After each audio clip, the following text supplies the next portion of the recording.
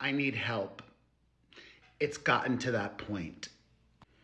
Hello, my fam. It is Perez, the queen of all media, the original influencer, reporter, podcaster, and your number one source for everything It Ends With Us saga. As many of you know, I am fighting Karen Khaleesi in court by myself. Pro se, without an attorney. And it's time. I need or want an attorney. I want one. Oh, God, this is my problem. I am always honest, sometimes too honest. I can afford to spend the tens of thousands of dollars to fight this subpoena. I'm not being sued, fortunately, and in this instance, unfortunately. If I would have been sued, I could have used my insurance to help me get lawyers. But my insurance does not cover fighting a subpoena. And if I would have paid my lawyers, by now it would have easily cost well over $60,000. By the time this is all done, it might be double that amount. So yes, just because I can afford to spend over $120,000 to fight Blake Lively in court, I think it would be dumb of me to take money away from my kids for that. But the acclaimed Teen Choice Award winner and her husband is worth hundreds of millions of dollars. And they will use that money to exhaust their opponents, which is what they're attempting to do with me. However, does she not know who she's up against? I am what's that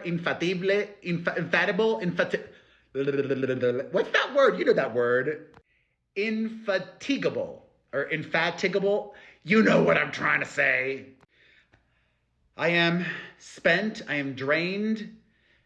The stress and anxiety has been toxic for my physical well-being as well as my mental and spiritual self.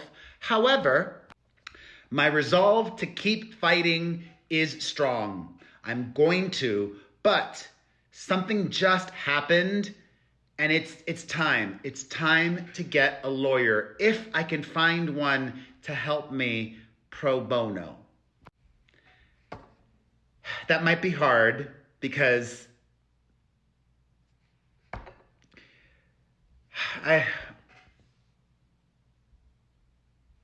it'll be hard for a lot of reasons. One, there might be a lawyer out there that exists who is just a huge defender of the First Amendment, but in all likelihood, any attorney who would take me on pro bono would probably just be doing it for publicity. And those kinds of lawyers aren't necessarily the ones that I should be working with. Probably maybe not the best either. And the really good lawyers may be afraid of going up against unlimited financial resources. And the multiple big prestigious law firms that Taylor Swift's former bestie has employed. And the judge at my hearing yesterday here in Las Vegas told me that this is going to be a long, complicated process. Many steps with many in-person hearings required. I literally said, Your Honor, would it be possible to do some of these evidence, hearings, privilege law, this, that? Could it be done by video conference? I said that when we were in chamber, him and I, without anybody else. He said no. So I'm going to need a lawyer that can practice law in Nevada,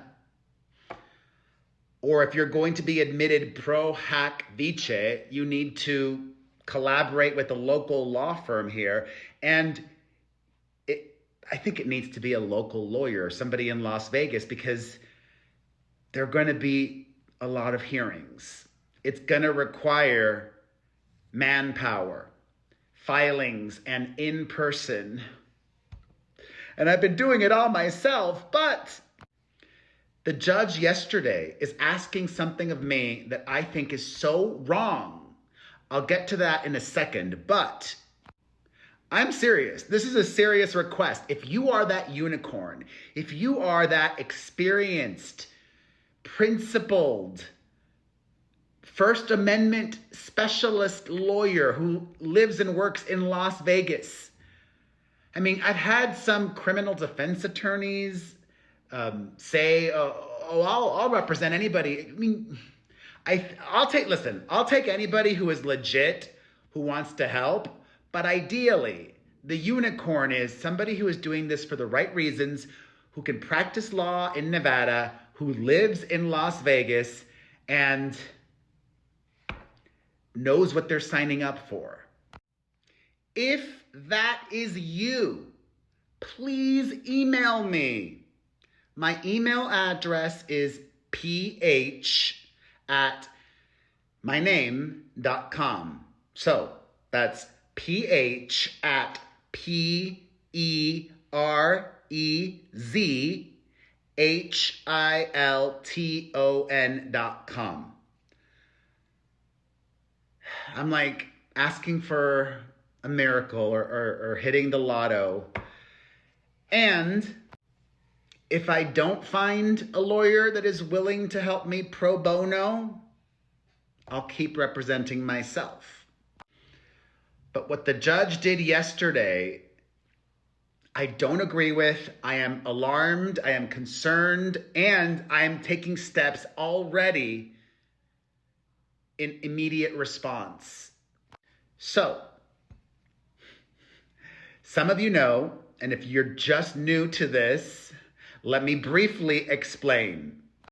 The future Dancing with the Stars contestant issued a subpoena against me. She is asking for my privileged information. She wants me to unmask my sources. She wants to collect my unpublished materials. She's argued repeatedly that I'm not a journalist, even though I am. State and federal law don't protect one kind of journalism over another. In fact, they just describe a journalist as someone who gathers information of public interest and shares it with the public. That is me, without argument. And in her filing yesterday, the Boone Hall Bridezilla argued that even if I am a journalist in the eyes of the court and federal law, that her needs are more important than my First Amendment rights. Seriously, she said this. The self-described Cherokee American says that I have in my possession information that is critical to her case. And because it's critical, that's more important than the First Amendment. For a civil trial, a workplace dispute, not a criminal case. Nobody confessed to me who murdered someone. This is all about hurt feelings. And the two big red flags that happened at my hearing yesterday, the judge here in Las Vegas said that the Nevada Shield Law, which protects journalists and offers absolute protection of sources and published and unpublished materials, the judge said that the Nevada Shield Law should not be applied, just the qualified federal reporter's privilege. In both my filings and in court yesterday, I The first moment the judge gave me to go up to the podium, I said, "Your Honor, Miss Lively argued that California law should be applied in New York with Judge Lyman, who is overseeing the litigation there, and Judge Lyman applied California law. When he dismissed Baldoni's lawsuit against her, he applied California law. So if she argued California law should apply in New York, and if California law was applied in New York, the only equitable, fair, and just thing to happen is for Nevada law to be applied in Nevada." But no, the judge disagreed with me and did not offer an explanation. Additionally, the judge had ordered me last week to prepare a privilege log for him. He said what he expected me to include in that privilege log. We had an in-camera and in-chamber review, ex parte, meaning they closed the courtroom to everybody, including her lawyers. The only one there was me, the judge, his deputy, and the court reporter. The judge looked at my privilege log that I had compiled and said, "This needs to be a lot more detailed." He literally said it needs to include dates, phone numbers, email addresses, and names, so that he can then determine if what I am claiming is privileged is privileged. However, big but, I don't think the judge needs to know the names of my sources. Hello, that's what I'm trying to protect. Everything is privileged. I'm not friends with any of the Wayfarer defendants. I'm not related to any of them. They're not my family. Any communications that I had, if I had them, I have never confirmed or denied that I've spoken to any of the Wayfarer defendants. I have not been doing what I do for a hobby. This is my job, my work as a celebrity reporter. Any person that I spoke to, I did it because of my job, because I was gathering information for the public.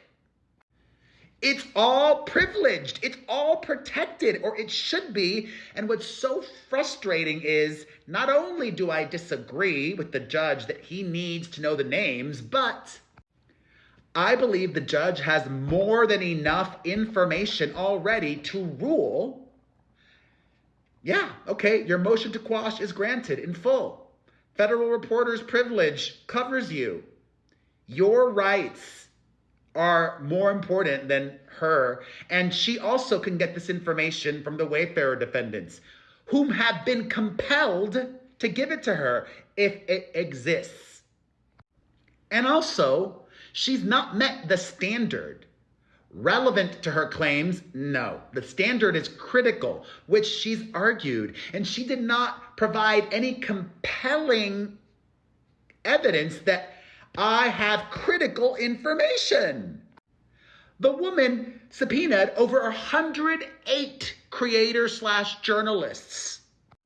And she noticeably did not subpoena Billy Bush, who was also on this list that Justin Baldoni's crisis communications expert sent to the court as some people that they have talked to. That's it, according to TAG Communications, the agency group. The same group whom in text messages that have been provided to the court and have been entered into evidence, the employees of Melissa Nathan and Melissa Nathan were talking on January 20th or 21st of this year about how to get in touch with me.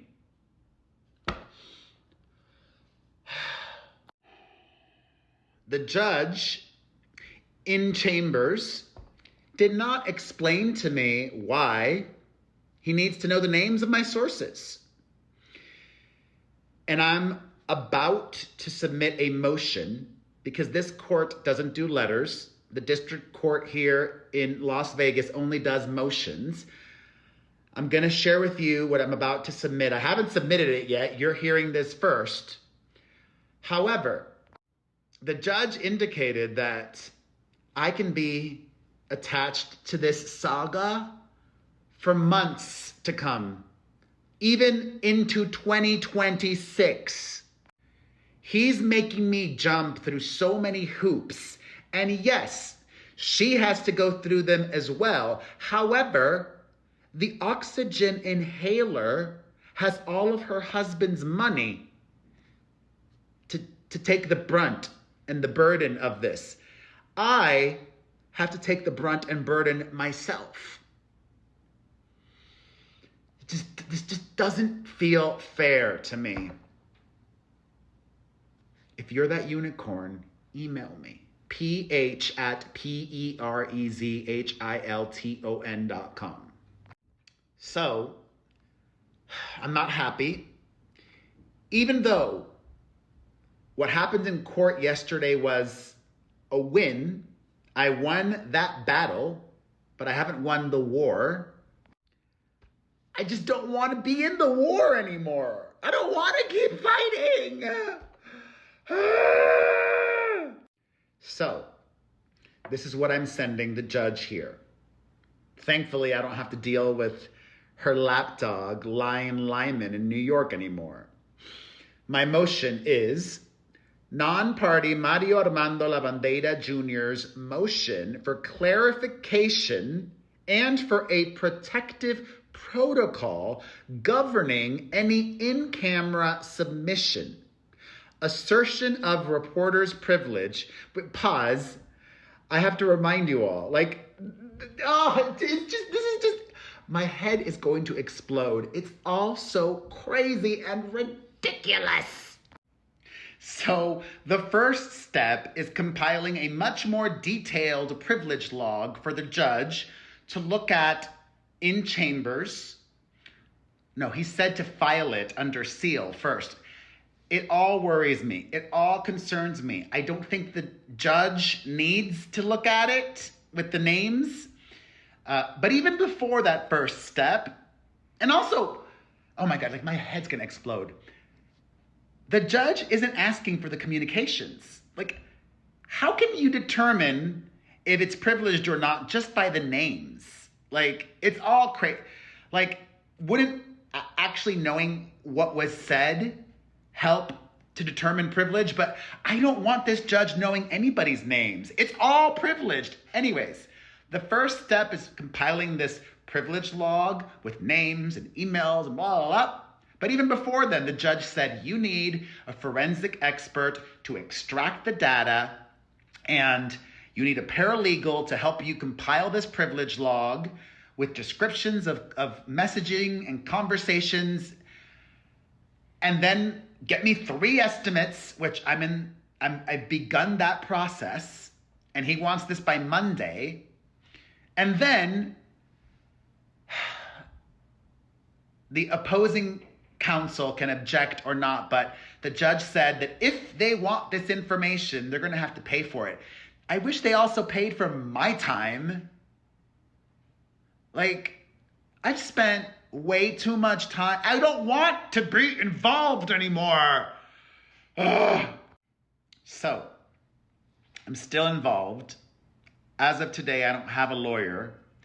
So I am going to send the court a non-party Mario Armando Lavandera Jr.'s motion for clarification and for a protective protocol governing any in-camera submission, assertion of reporter's privilege, request for written explanation regarding applicable law, and request for stay pending resolution. Yeah, this motion covers a lot of ground. Introduction. The court indicated at the ex parte in-camera session on September 2nd, 2025, that Mr. Lavandera, known professionally as P to the E to the R to the E to the Z, H to the I to the L to the T to the O to the N, should submit a more detailed privilege log, including names, phone numbers, email addresses, dates, and descriptions of communications. Respectfully, compelling disclosure of source identities or contact information at this preliminary stage would pierce the very privilege the court has recognized under federal law and would chill news gathering. Mr. Lavandera therefore moves for clarification and for a protective protocol that, one, permits a coded privilege log using pseudonyms, e.g. source A, source B, and descriptive metadata in lieu of actual names. 2, sequences any review so that content is reviewed, if necessary, with identities masked first. And 3, prohibits disclosure of any in-camera submission to any party absent specific post-balancing findings.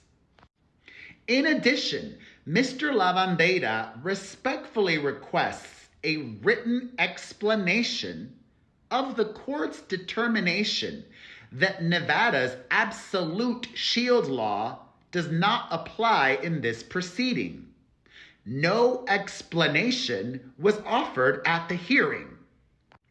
Plaintiff Blake Lively previously argued for the application of California law in the Southern District of New York, and the court there applied California law.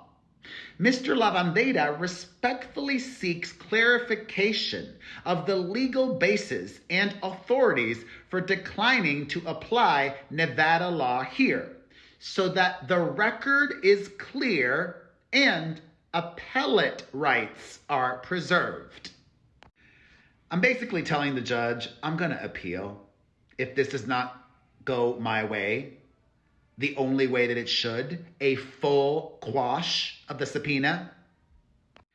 My all-encompassing motion today continues saying, finally, Mr. Lavandera respectfully requests that the court provide in writing the legal basis and reasoning for requiring disclosure of source names and contact information as part of any privilege log submission. No explanation for this decision was offered at the hearing either. Understanding why the court believes such identifying details are necessary is critical for Mr. Lavandera to preserve his objections, comply in good faith, and protect his constitutional rights. Constitutional meaning federal. Mr. Lavandera further requests that the court stay or hold in abeyance any further obligations for forensic extraction, paralegal review, or expanded privilege log submissions until this motion is resolved. Proceeding with those steps before the court rules on this motion risks irreparable harm to Mr. Lavandera's privilege assertions and undermines the protections recognized under federal law. Then we really get into it. Procedural posture and background. On September 2nd, 2025, the court held a hearing regarding the SDNY subpoena served on non-party journalist Mr. Lavandera.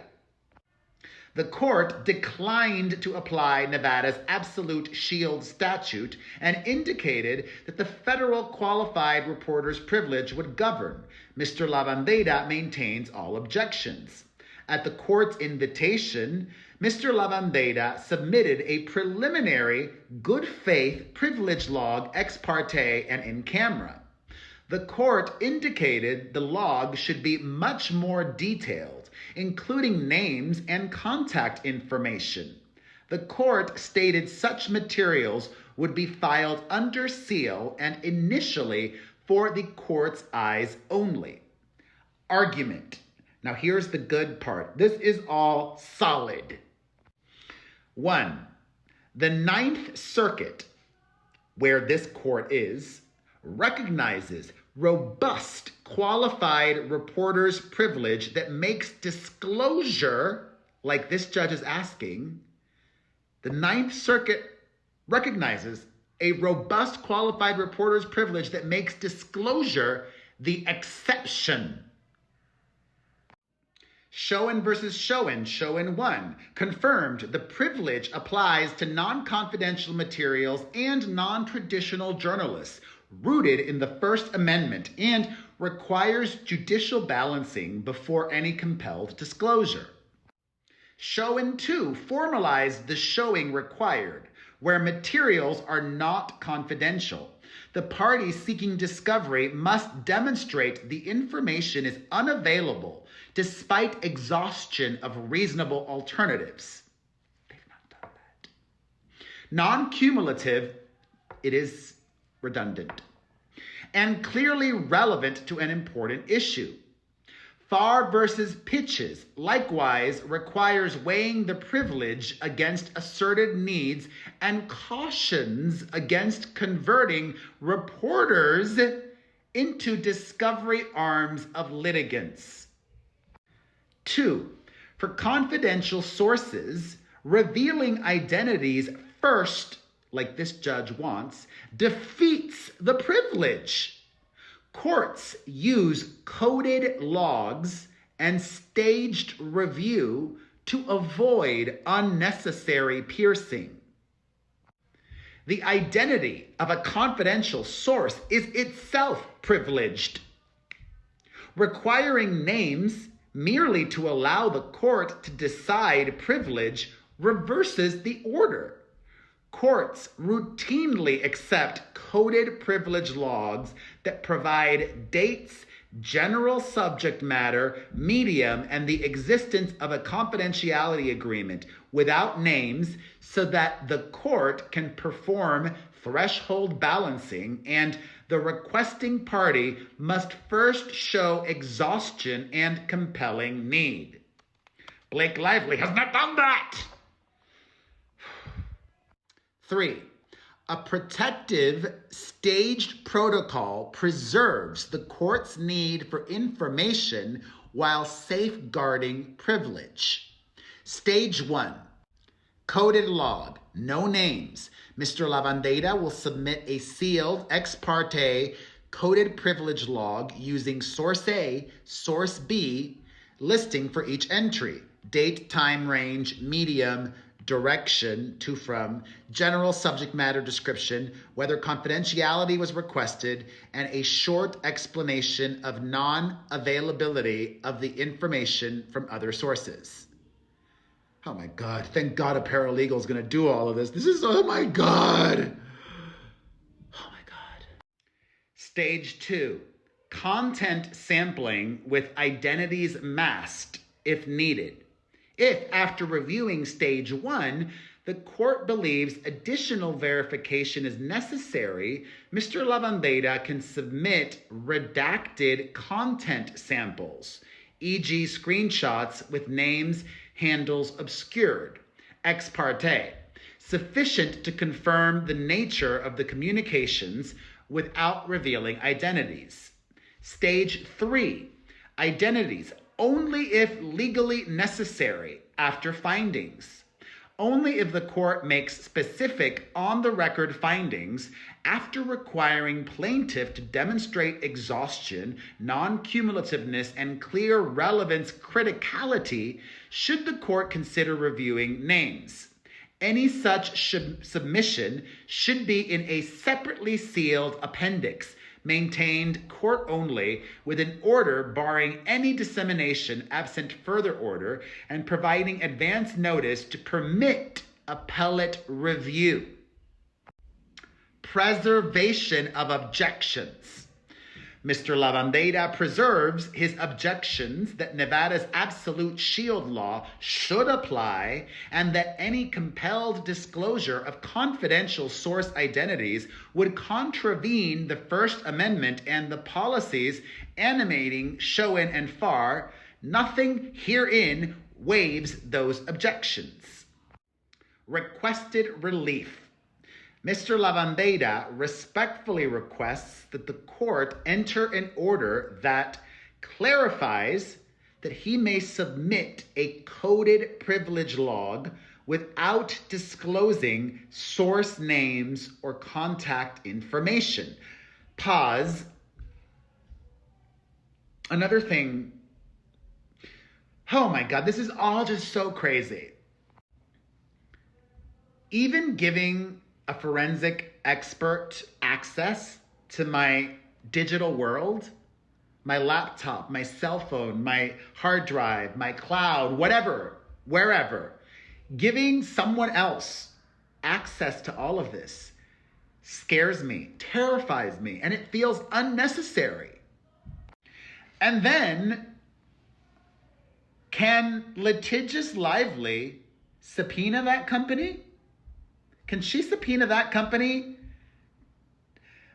like the Van Zam of it all to circumvent the law? They are known to do shady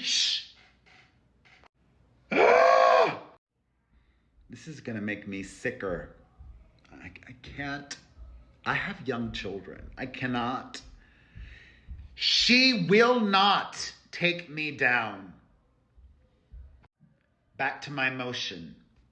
Mr. Lavandera respectfully requests that the court enter an order that clarifies that he may submit a coded privilege log without disclosing source names or contact information. 2. Adopts the staged protocol outlined above. 3. Provides a written explanation of the court's legal basis for declining to apply Nevada's absolute shield law, including the authorities relied upon. 4. Provides a written explanation of the court's legal basis for requiring disclosure of source names and contact information as part of any privilege log submission, including the authorities relied upon. 5. Stays or holds in abeyance any further obligations regarding forensic extraction, paralegal review, or expanded privilege log submissions until this motion is resolved. And 6, grants such other relief as appropriate. Respectfully submitted. P.S. Email me if you're a lawyer and can help pro bono. Ideally, if you're a First Amendment specialist and live in Las Vegas and are an ethical, decent, good human. And I'll help you get press. This will get you press. PH@PerezHilton.com.